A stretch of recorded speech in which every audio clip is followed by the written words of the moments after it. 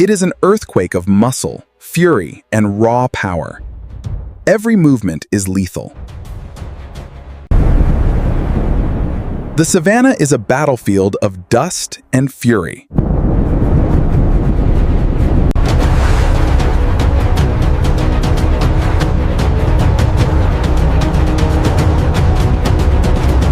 It is an earthquake of muscle, fury, and raw power. Every movement is lethal. But look closer. Right in the middle of this deadly earthquake, something is moving. A tiny bird, unfazed by the chaos, clinging for dear life, not in fear, but for a meal.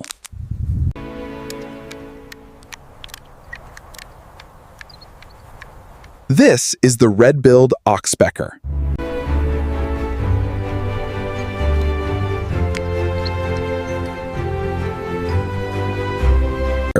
It is a dining table.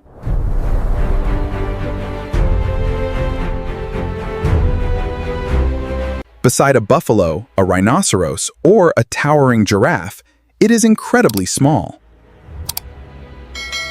But on the bodies of these giants,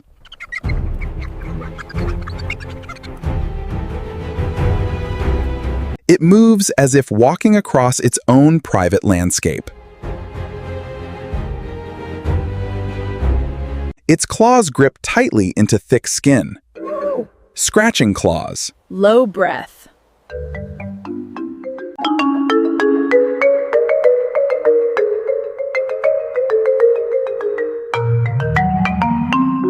Every tick, every insect, every parasite is a prize. But soon, these prizes will serve a much higher purpose. When the breeding season arrives, everything changes.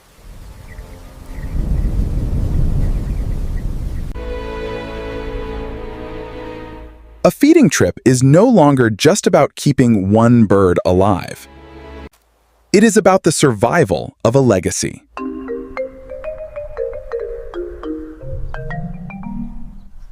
The Oxpecker does not build an exposed nest on a branch. The tree hollow, once empty, now holds a promise of life.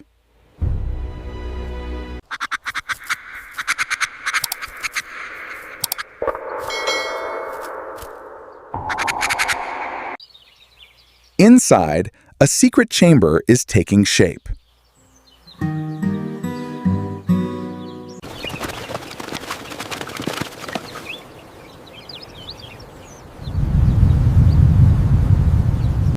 The Oxpecker needs something softer.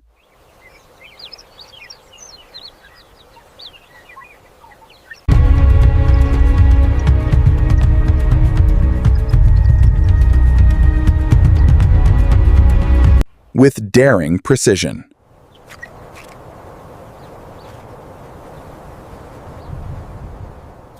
The Oxpecker successfully tears a clump of hair from the irritated kudu. Traces of the wild savanna.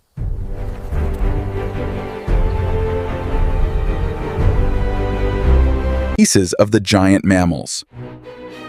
Now become a soft, warm bed.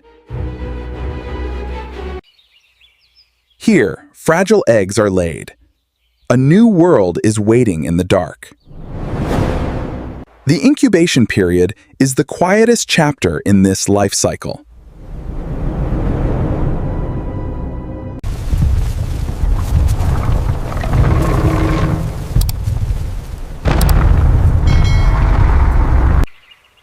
Inside, there is another world, quieter, warmer, smaller.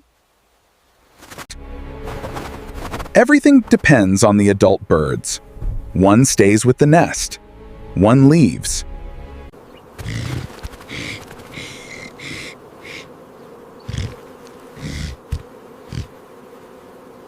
There it searches inside ears, along folds of skin. The red bill works quickly and precisely.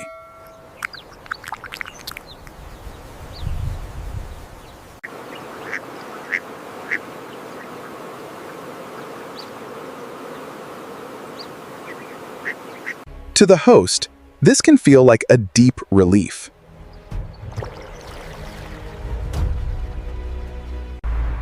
But the relationship between Oxpecker and host is not entirely simple.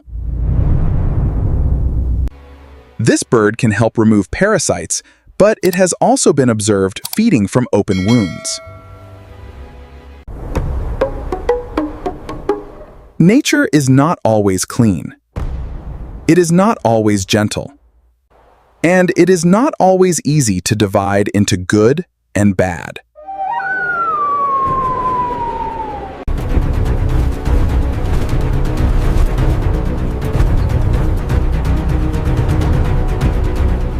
Because inside the dark tree hollow, life is about to break open.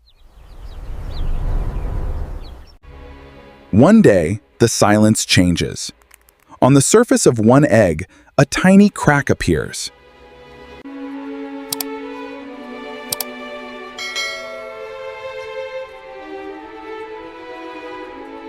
It enters through weakness.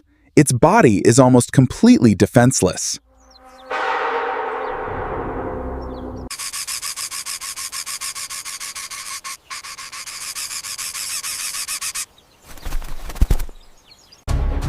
But hatching is only the beginning.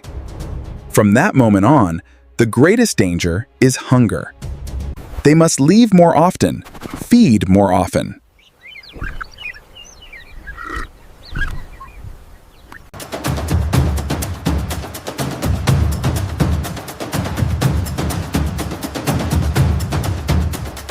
To someone watching from a distance, this looks like simple feeding. But the mechanics are much more complex. To these chicks in the nest, this is the next meal. It is the energy to grow feathers, to open their eyes. When the parents return, the chicks recognize the most important signal. With every feeding, their bodies change. Bare skin becomes covered in soft down. Their legs grow stronger. Their necks no longer tremble. The nest begins to feel smaller. The chicks crowd together beneath the light coming through the hollow entrance. They no longer simply lie still. They begin to look toward the opening where daylight enters. And just like that, they're ready. Almost fully feathered, they will take their first flights into the savanna in just a few days. The entrance to the tree hollow, once only a source of light, now becomes an invitation. Outside is the place their parents have flown to every day. Outside are the giant animals.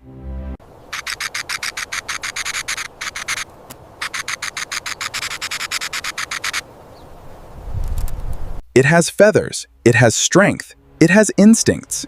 And eventually, the time comes to leave the darkness. Outside, the light is stronger, the wind is wider, and the space is larger than anything it has ever known. Silent, mute, no narration, no voiceover, and a life that cannot be separated from the giants of the savanna.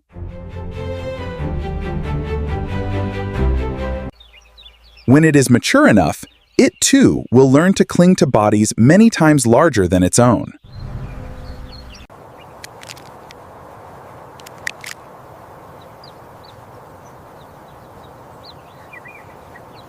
It will learn to live inside a relationship that is useful.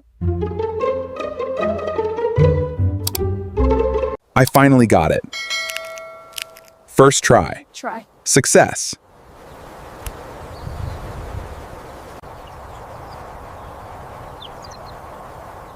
This is the life cycle of the red-billed oxpecker. A small bird, a dark nest, fragile eggs, helpless chicks, and an enormous world outside, quietly helping them grow. From the bodies of giants, a small bird family begins.